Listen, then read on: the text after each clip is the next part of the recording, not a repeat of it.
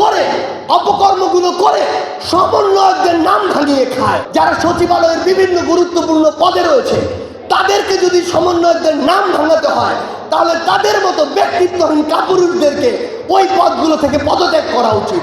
যেই দালাল এই রক্তের উপরে যে অভ্যুত্থান, এই অভ্যুত্থানের পরেও ওই কমিশনের বিভিন্ন পদে থেকে এখন পর্যন্ত ওই সব দালালদেরকে, চোরদেরকে, বাটপারদেরকে, যারা মানুষের হাজার হাজার কোটি টাকা লুটপাট করেছে, তাদের বিরুদ্ধে ব্যবস্থা না নিতে পারে, তাদের কি কোনো অধিকার আছে ওই কমিশনে থাকার?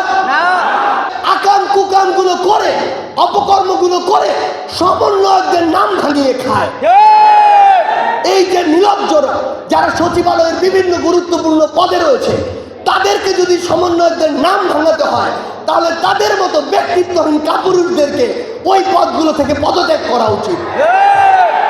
আমরা আমাদের জায়গা থেকে দেখেছি ওই হাসপাতালগুলোতে, যেগুলো সেবা দেওয়ার জায়গা, ওই হাসপাতালগুলোতে যারা 18 জুলাই, 19 জুলাই, ওই শুক্রবার শনিবারের বিভীষিকাময় ক্ষেত্রগুলোতে, রণক্ষেত্রগুলোতে নিজের রক্ত দিয়েছে, জীবন দিয়েছে, তাদেরকে পর্যন্ত ওই হাসপাতালগুলোতে ভর্তি নেওয়া হয়নি। প্রাথমিক চিকিৎসা দিয়ে তাদেরকে হাসপাতাল থেকে চলে যেতে বলা হয়েছে। কিছু ডক্টর তাদেরকে বলেছে আন্দোলনে যেতে বলেছে। এই রকম কথাগুলো বলার পর্যন্ত কিছু ডক্টর সাহস করেছে।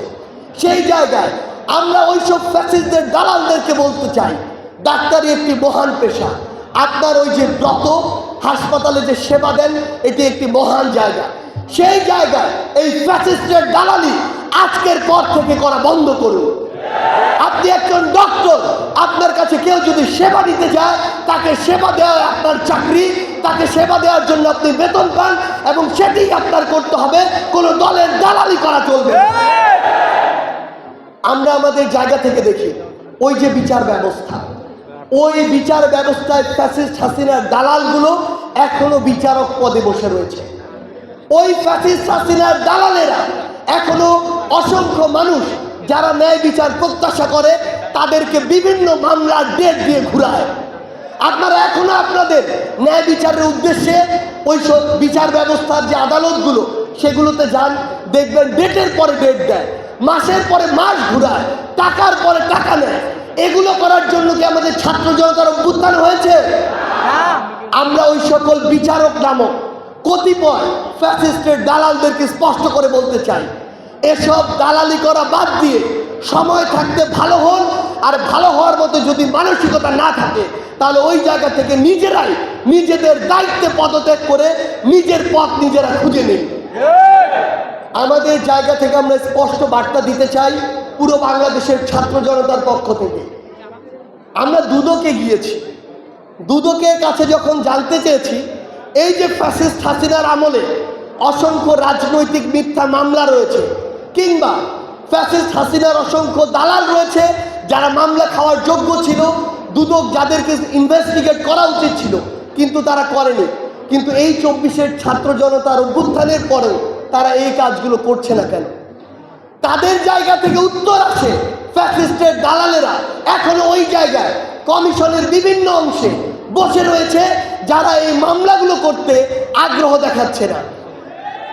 আমাদের জায়গা থেকে স্পষ্ট বার্তা, যেই দালাল এই রক্তের উপরে যে অভ্যুত্থান, এই অভ্যুত্থানের পরেও ওই কমিশনের বিভিন্ন পদে থেকে এখন পর্যন্ত ওই সব দালালদেরকে, চোরদেরকে, বাটপারদেরকে, যারা মানুষের হাজার হাজার কোটি টাকা লুটপাট করেছে, তাদের বিরুদ্ধে ব্যবস্থা না নিতে পারে, তাদের কি কোনো অধিকার আছে ওই কমিশনে থাকার?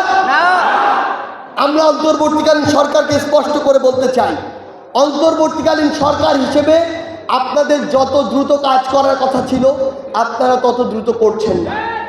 আপনাদেরকে তো আমরা যুগের পর যুগ ওই জায়গায় রাখবো না।